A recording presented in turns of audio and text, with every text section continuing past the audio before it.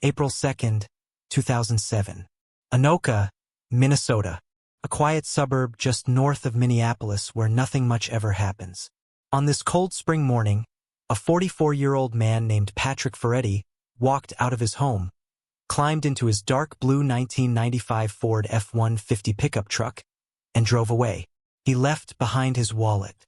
He left behind his phone. He took nothing but $100 cash, withdrawn from an ATM, and the clothes on his back. No winter jacket, no camping gear, no identification, nothing that would suggest he planned to survive more than a few hours on his own. His truck would be found days later, abandoned near Round Lake, parked off the Sioux Line Trail. But Patrick Ferretti was nowhere to be found. Not in the lake, not in the surrounding woods, not anywhere. For 16 years, his family waited. For 16 years, investigators searched. For 16 years, this cold case sat in the files of the Anoka County Sheriff's Office, a mystery without an answer. Then, a DNA database revealed something that would change everything investigators thought they knew about what happened to Patrick Ferretti. What they discovered challenges assumptions. What they found raises more questions than answers. And what it means for Patrick's family is both a source of hope and a reminder of the cruel uncertainty that defines cold cases like this one. This is the story of a man who vanished in plain sight, a community that never stopped searching, and the modern technology that might finally bring the truth to light. Let me introduce you to Patrick Ferretti. At 44 years old, Patrick was a working-class man living in Anoka, Minnesota, a city of about 17,000 people situated along the Rum River, just 20 miles north of Minneapolis. It's the kind of place where people know their neighbors, where families put down roots, where life moves at a slower pace than in the big city nearby. Patrick was described by those who knew him as a regular guy. He worked hard. He kept to himself mostly, but he wasn't antisocial. He had his routines, his habits, the kind of predictable patterns that make someone's sudden disappearance all the more jarring. Anoka calls itself the Halloween capital of the world, famous for its elaborate October celebrations. But in early April of 2007, the town was still shaking off the last remnants of a Minnesota winter. The days were getting longer, but the nights were still cold. Temperatures regularly dipped below freezing after sunset. This detail matters. Remember it. Patrick lived in a modest home, the kind of place that reflected a simple life without pretension. He drove that dark blue Ford F-150, a truck that had seen better days but still ran reliably. It was his transportation, his independence, his connection to the world beyond his front door. Friends and family would later describe Patrick as someone who seemed okay. Not particularly happy, maybe, but not someone who raised alarm bells. He went about his days. He did what needed to be done. He existed in that middle space where most people live, neither thriving nor struggling in any obvious way. But here's what we know now that people didn't fully understand then. Something was happening beneath the surface. Something that would drive Patrick to make a decision on April 2nd that would change everything. The morning he disappeared, Patrick made deliberate choices. He chose to leave his wallet behind, the one containing his driver's license, his credit cards, his identity. He chose to leave his cell phone, cutting himself off from anyone who might try to reach him. He chose to withdraw exactly $100 from an ATM, enough for gas and maybe a meal or two, but not enough for any extended journey. And most tellingly, he chose not to take warm clothing, not to pack supplies, not to prepare for anything resembling a planned departure. These weren't the actions of a man planning to start a new life somewhere else. These weren't the actions of someone running away with a purpose. These were the actions of a man who perhaps didn't expect or didn't care what would happen next. The events of April 2nd, 2007, began like any other day. Patrick woke up in his Anoka home as the weak spring sun filtered through Minnesota's still gray skies. At some point that morning, he made his way to an ATM and withdrew $100 in cash. The timestamp on that transaction would later become crucial evidence, one of the last concrete markers of Patrick Ferretti's existence. What happened between that ATM withdrawal and Patrick's decision to get in his truck and drive away remains unclear. There were no witnesses to any confrontation. No evidence of an argument. No note left behind explaining his intentions. At some point, Patrick climbed into his dark blue 1995 Ford F-150 and drove north out of Anoka. The route he took would eventually lead investigators to the Sioux Line Trail, a recreational path that runs through the area near Round Lake. The Sioux Line was once a railroad corridor, converted over the years into a trail popular with hikers, bikers, and nature enthusiasts. In early April, though, it would have been quiet, cold, largely deserted. Patrick parked his truck off the trail, near the lake, and then he vanished. When Patrick didn't return home and couldn't be reached by phone, concern began to grow. His phone sat in his house, silent and uncharged. His wallet remained where he'd left it, all his identification still inside. On April 2, 2007, Patrick Ferretti was officially reported missing to the Anoka County Sheriff's Office. The initial response followed standard protocol. Deputies checked the usual places. They pinged his phone, which led nowhere since it was sitting in his empty home. They ran his name through databases looking for any recent activity, any sign that he'd used a credit card, checked into a hotel, or otherwise surfaced somewhere. Nothing. The breakthrough, if you could call it that, came when investigators located his truck. The dark blue Ford F-150 was found parked off the Sioux Line Trail near Round Lake, a body of water surrounded by woods and wetlands. The truck was empty. No signs of struggle. No blood. No evidence of foul play. Just an abandoned vehicle sitting silently in a place that made no immediate sense. Why here? Why this particular spot? What was Patrick doing in this isolated area without supplies, without identification, without even a warm jacket to protect against the Minnesota cold? The questions multiplied, but the answers remained elusive. Detective units from the Anoka County Sheriff's Office descended on the Round Lake area within hours of finding Patrick's truck. The initial theory was straightforward. Patrick had come to this isolated location, possibly in distress, and something had happened to him in or near the lake. Drowning was an obvious possibility. Suicide was considered, given the circumstances of his departure. Foul play wasn't ruled out, but there was no immediate evidence to support it. Search and rescue teams were deployed. They combed the shoreline of Round Lake, looking for any sign of Patrick. They brought in boats to search the water itself, dragging the shallow areas, using sonar to map the deeper sections. Cadaver dogs were brought in, trained to detect the scent of human remains even underwater or buried in soil. They worked the area around the truck, the nearby woods, the marshy wetlands that bordered the lake. Nothing. Divers went into Round Lake despite the cold water temperatures. They searched methodically, visibility limited by the murky conditions common in Minnesota lakes during early spring. They came up empty. The search expanded outward from the truck. Deputies walked grid patterns through the surrounding forest, looking for any sign that Patrick had traveled on foot from where he'd parked. They checked abandoned buildings, drainage culverts, anywhere a person might seek shelter or concealment. Still nothing. Investigators interviewed everyone they could find who might have had contact with Patrick in the days before his disappearance. Neighbors who might have seen something unusual. Co-workers who might have noticed changes in his behavior. Family members who might know of any troubles he was facing. The picture that emerged was frustratingly incomplete. Patrick hadn't mentioned any plans to leave. He hadn't spoken of any specific problems that might drive him to such drastic action. He hadn't given any indication that April 2, 2007, would be any different from any other day. Early leads were few and far between. Someone thought they might have seen Patrick's truck heading north on the day of his disappearance, but they couldn't be certain. Another witness reported seeing a man matching Patrick's description walking near the Sioux Line Trail, but the sighting couldn't be confirmed.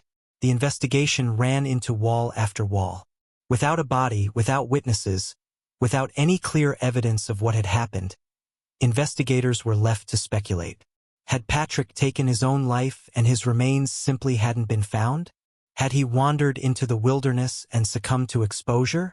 Had someone harmed him and disposed of his body in a way that evaded detection?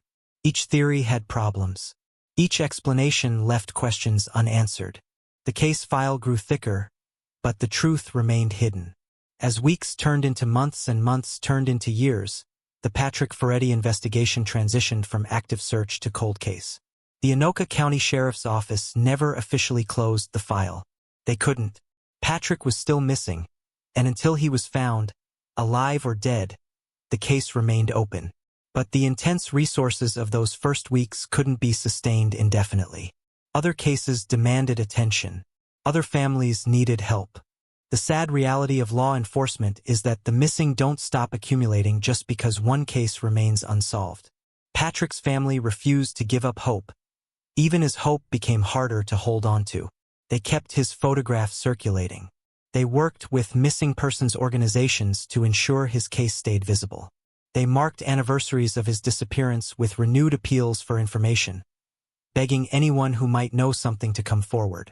The National Missing and Unidentified Persons System, known as NAMUS, created a file for Patrick. Case number MP 13134. His physical description was entered. White male, 44 years old at the time of disappearance. Last seen in Anoka, Minnesota.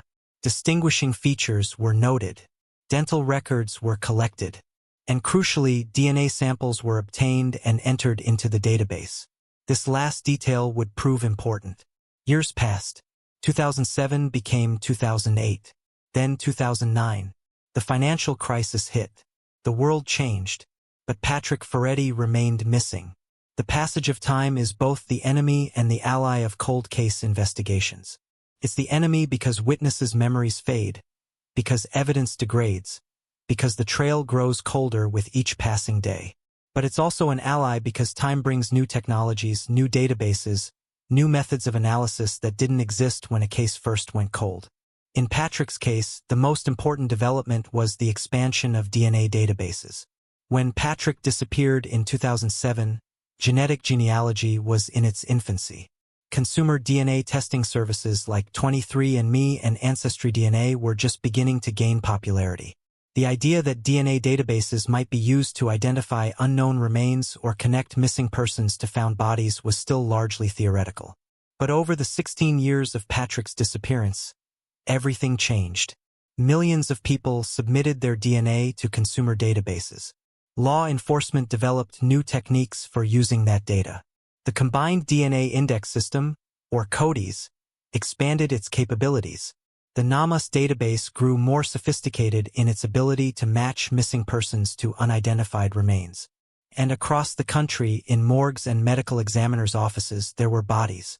Unidentified remains. John and Jane Does who had been found but never named. People who had died anonymously, waiting for someone to figure out who they were. The question became, was Patrick Ferretti among them? 16 years after Patrick Ferretti vanished from Anoka, Minnesota, the DNA database that had been quietly collecting and cataloging genetic information produced a result that would reignite the investigation. To understand what happened, you need to understand how these databases work.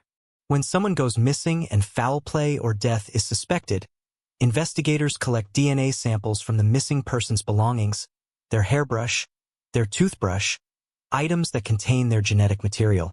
This DNA profile is entered into databases like NAMUS and CODIS, where it waits. Meanwhile, when unidentified remains are found anywhere in the country, medical examiners extract DNA from those remains and enter it into the same databases. The system then automatically compares the DNA of missing persons against the DNA of unidentified remains.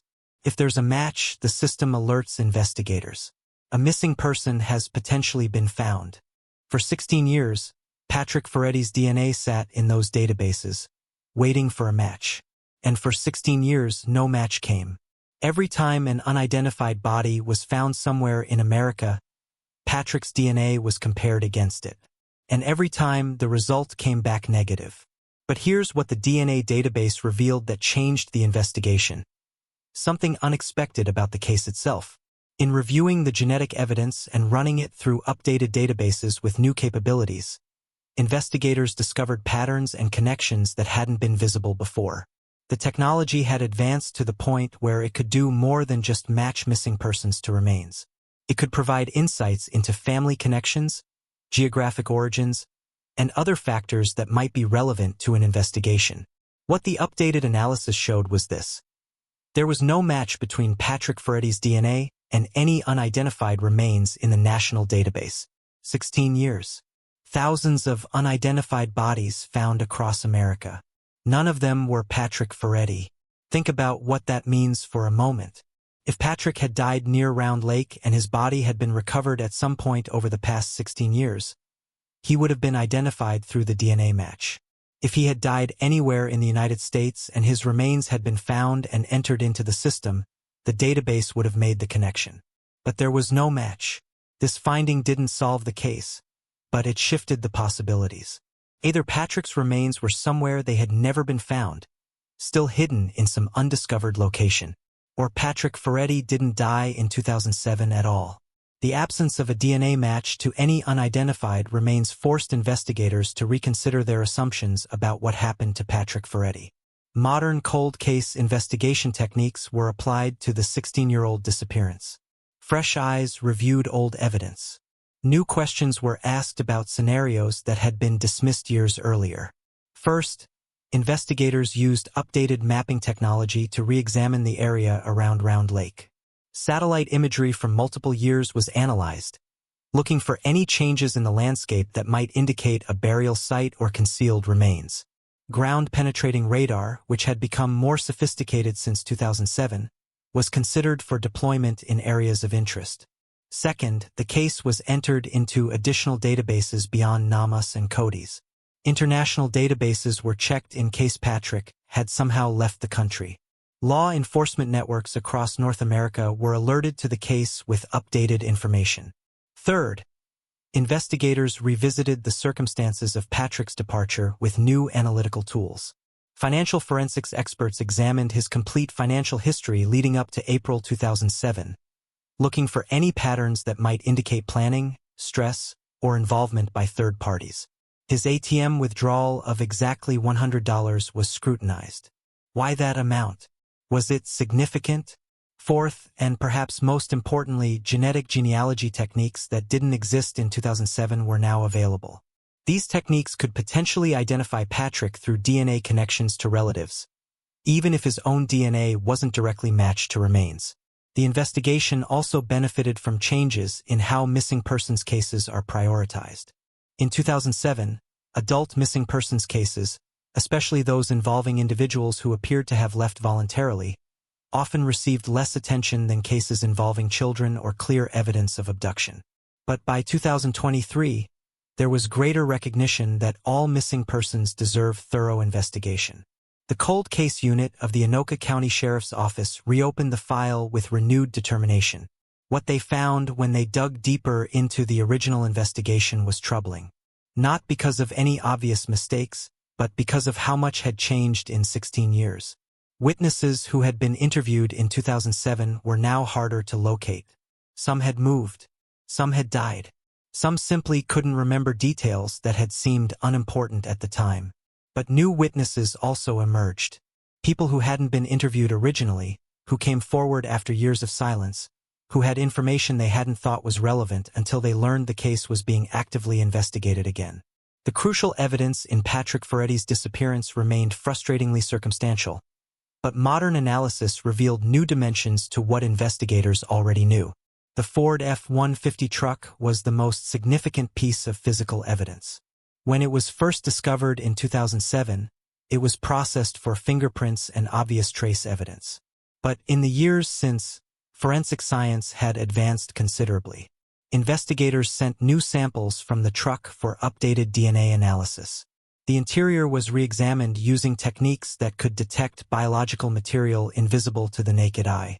Luminol testing, which reveals the presence of blood even after cleanup attempts, was applied to surfaces that hadn't been tested originally.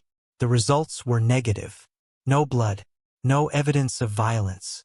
Just an empty truck, abandoned in an isolated location. But the absence of evidence was itself evidence of a sort. If Patrick had been attacked in or near his truck, there should have been some trace. The clean vehicle suggested either that nothing violent had happened there, or that the vehicle had been thoroughly cleaned, which would indicate a level of premeditation. The $100 ATM withdrawal also received renewed scrutiny. Financial investigators examined the ATM's location, the time of withdrawal, and any surveillance footage that might still exist. In 2007, not all ATM transactions were recorded on video, and even those that were often had their footage deleted after a period of time. 16 years later, recovering that original footage was impossible. But what investigators could do was reconstruct Patrick's financial behavior in the weeks and months before his disappearance. They looked for any unusual activity, any large withdrawals, any payments that might indicate he was planning to leave or was being extorted. Nothing obvious emerged. Patrick's finances were modest but stable. He wasn't in significant debt. He hadn't been making suspicious payments. The most compelling evidence, ultimately, was the totality of circumstances. A man leaves home without his wallet, without his phone, without warm clothing. He takes only a small amount of cash. He drives to an isolated location and abandons his vehicle. He is never seen again. These facts paint a picture, but they don't reveal what's inside it. They suggest intentionality but not intent. They imply finality but don't prove it. Unlike many cold cases that end with an arrest and prosecution, Patrick Ferretti's story doesn't have that resolution. Not yet. No arrest has been made in connection with his disappearance. No charges have been filed. No suspect has been identified publicly. This isn't because investigators believe the case isn't solvable. It's because, after 16 years, they still don't know with certainty what happened. And you can't arrest someone for a crime when you're not sure a crime was committed. The Anoka County Sheriff's Office maintains the case as an active investigation. Tips are still welcomed. Leads are still pursued. The hope that Patrick will be found, or that someone will come forward with information, has never been abandoned. But the reality of cold cases is harsh. With each passing year, the likelihood of resolution diminishes. Witnesses age. Memories fail. Evidence degrades. The people who might know something die without ever sharing what they knew. Patrick's case is now in a strange limbo. He has been legally declared presumed deceased, a necessary step for family members who needed to settle his affairs, who needed the closure that legal presumption provides. But presumed deceased isn't the same as confirmed deceased. It's an acknowledgement that after this much time, survival is statistically impossible. It's not a statement of fact about what happened. For Patrick's family, this limbo is its own kind of torture. They can't bury him because there's no body. They can't fully mourn because there's always that whisper of uncertainty. They can't move on because the story has no ending. The DNA databases continue their quiet work. Every time unidentified remains are found anywhere in the country, Patrick's genetic profile is compared against them. Every time a new body is entered into the system, the possibility exists that it could be him.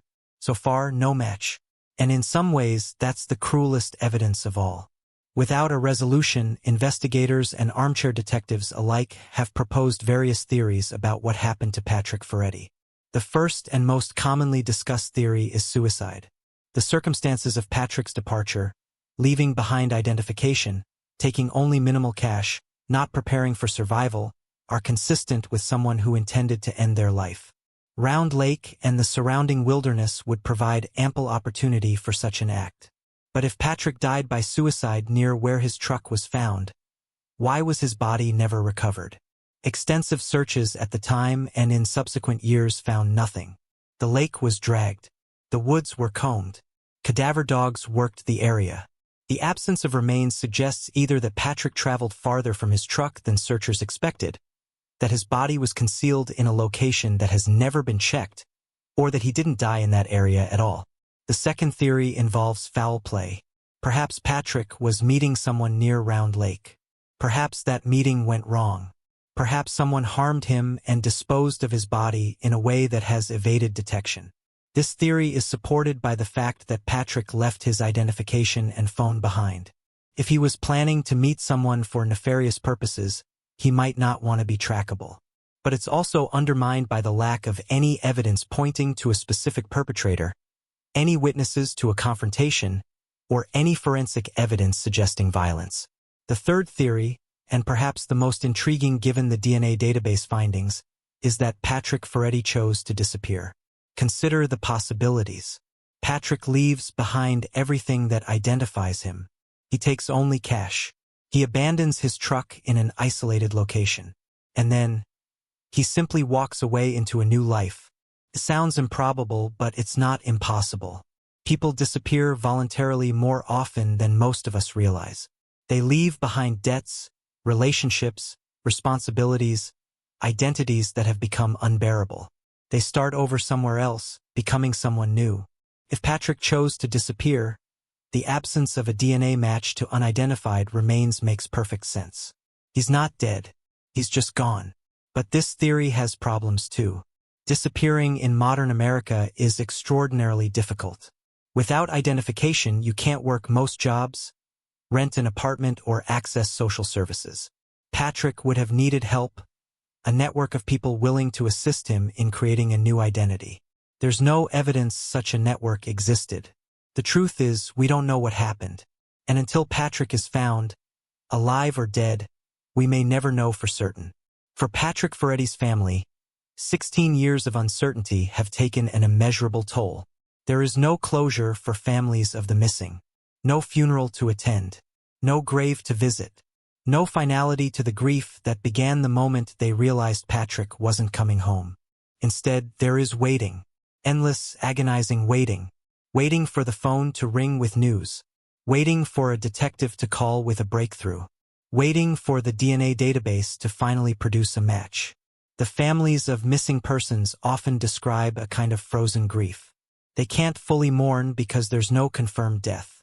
But they can't fully hope because, rationally, they know that survival after this long is almost impossible.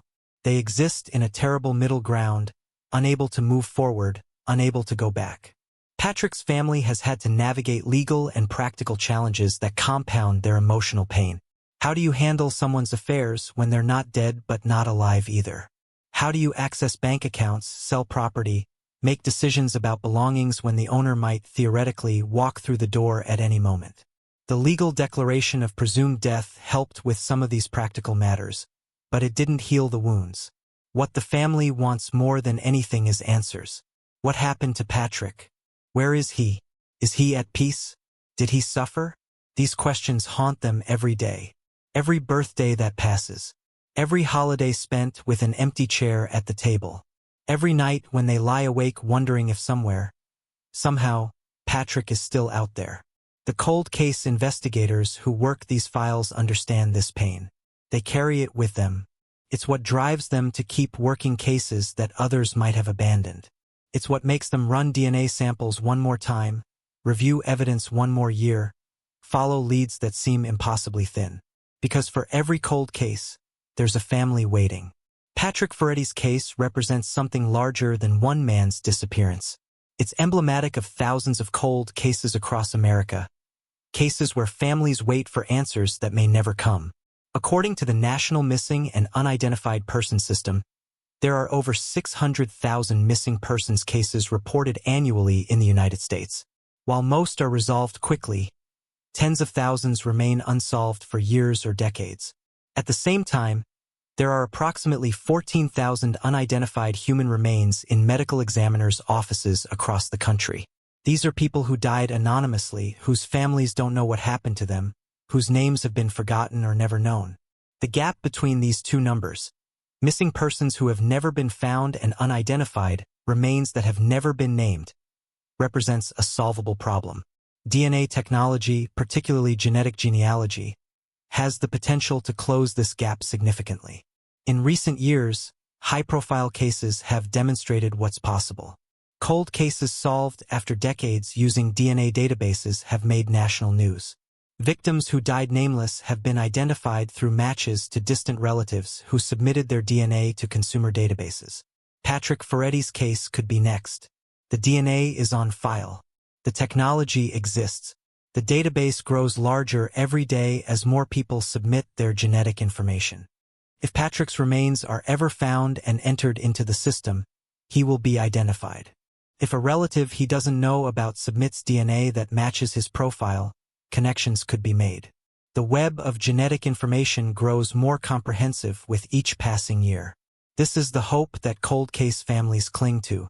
Not hope that their loved ones will return alive, though that dream never entirely dies, but hope that at least they will know, that the uncertainty will end, that they can finally lay their loved ones to rest. For Patrick Ferretti's family, that hope remains alive. 16 years is a long time, but cold cases have been solved after longer. The technology keeps improving, the databases keep growing, and somewhere, perhaps, the answer is waiting to be found. This case reminds us that behind every missing person's report is a human being with a story, a family who loves them, a community that notices their absence. Patrick Ferretti was 44 years old when he vanished on April 2, 2007. He was someone's son, someone's friend, someone's neighbor. He mattered. 16 years later, his case remains one of America's many unsolved disappearances. The DNA database has revealed that he hasn't been found among the nation's unidentified dead, but it hasn't revealed where he is. Cold cases like this one aren't just puzzles to be solved. They're open wounds in the lives of the families left behind. They're reminders that justice delayed isn't always justice delivered. They're calls to action for anyone who might have information that could finally provide answers. If you know anything about the disappearance of Patrick Ferretti, the Anoka County Sheriff's Office wants to hear from you. No detail is too small. No information is irrelevant. Something you saw or heard 16 years ago might be the piece that finally completes this puzzle. The DNA databases will continue their work, comparing Patrick's genetic profile against every set of unidentified remains entered into the system. The investigators will continue pursuing leads, no matter how old or how thin. The family will continue waiting, hoping, praying for resolution, because that's what cold cases demand. They demand persistence. They demand attention. They demand that we never forget the people who vanished and the families who still wait for them. Patrick Ferretti left his home on a cold April morning and drove into the unknown. Somewhere, there's an answer to what happened next. Somewhere, there's someone who knows the truth. Until that truth emerges, his case remains open. His family remains in limbo, and the DNA database remains vigilant, waiting for the match that might finally bring Patrick home. With that said, thanks for listening. If you found this case compelling, share it with someone who might have information. Talk about it. Keep Patrick's name alive, because every cold case deserves attention. Every missing person deserves to be found. Every family deserves answers. Until next time.